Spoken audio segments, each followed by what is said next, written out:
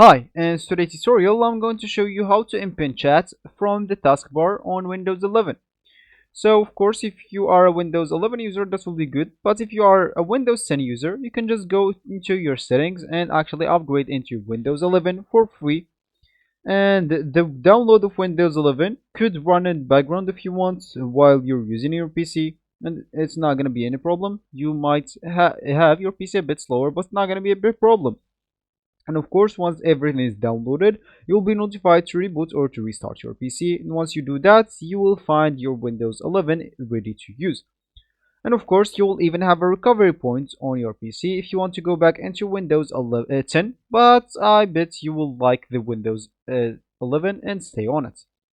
So as we said, we would like to inpin the chat app on our Windows 11. So as you can see, this is going to be the chat. And as you can see, if we right click on it, nothing appears. So if let's just go as an example, open the notepad, and once it's here, I can pin it to this taskbar. And as you can see now, even if I close the notepad, it's still here because I pin it in the taskbar. And of course, if I want to unpin it, I can just right click and unpin it. But for this chat, I cannot do that. So how can we actually unpin it from this taskbar? Simply, you can just go and go to your settings. And once you are here, make sure to go to this personalization. Once you are here, click at this taskbar option and make sure to go into this taskbar items.